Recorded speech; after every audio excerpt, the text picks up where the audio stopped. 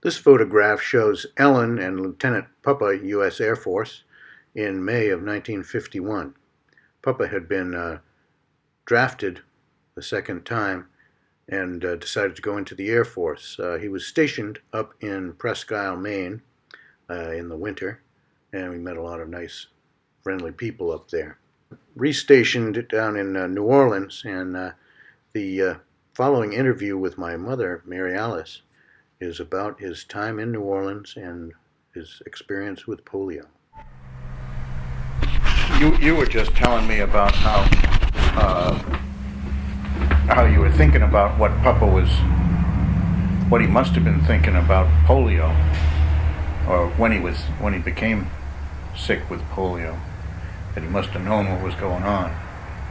And I related that he told me that he realized he had polio when he could no longer lift me up. And I would have been, what, a year old or less? Year and a half. Year and a half? January to July, year and a half. Yeah. So I would have taken my first steps already. Mm-hmm. Down there. Played in the puddle in the...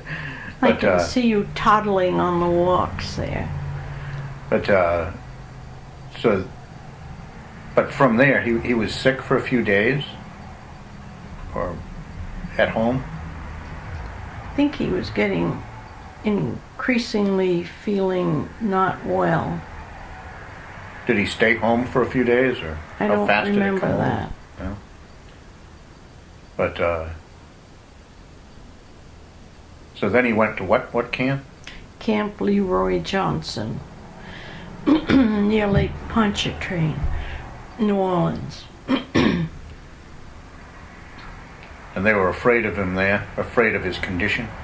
They didn't know what he had, and they just put him in isolation and more or less left him there. So when did he tell you he had polio? And then he called me one day, I don't know whether it was 2 or 3 days after he'd gone in, and said, I think it's time to ask for more help because I'm not getting what I need here.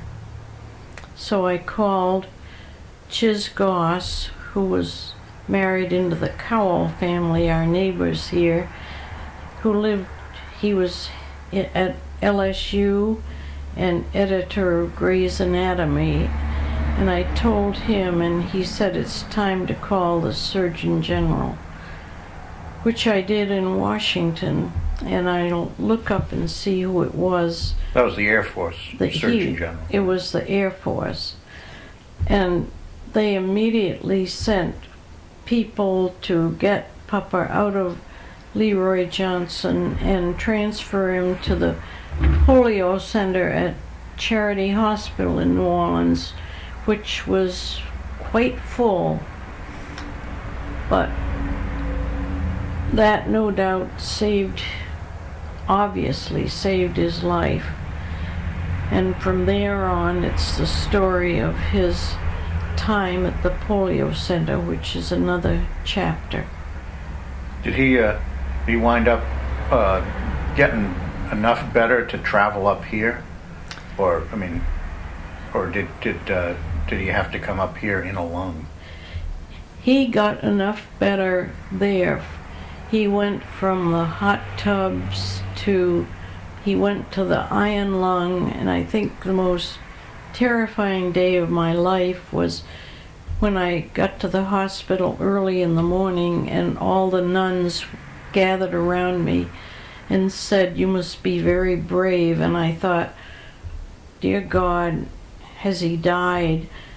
And they wanted to tell me he was in an iron lung, and I was so relieved I cried.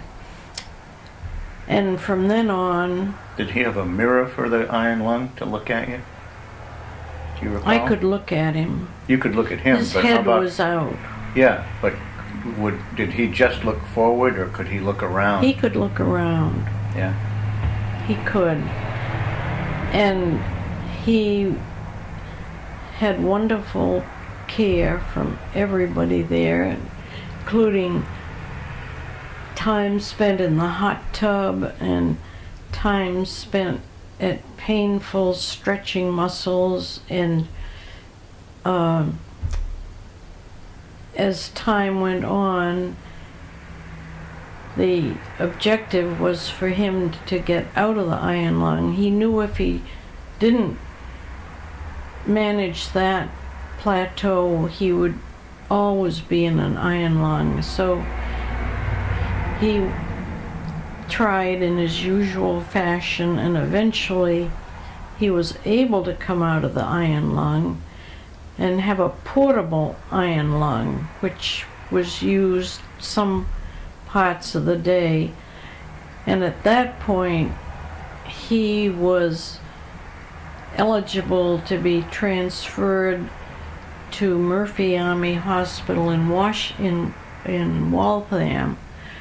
And I called the Surgeon General Air Force again, and they sent a plane to Mobile with a iron lung and attendants, and he was flown to Mobile from New Orleans, and then from there to Westover Field in Massachusetts, and from there to Murphy Army Hospital.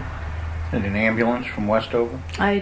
Probably. I suppose so, but I wasn't here.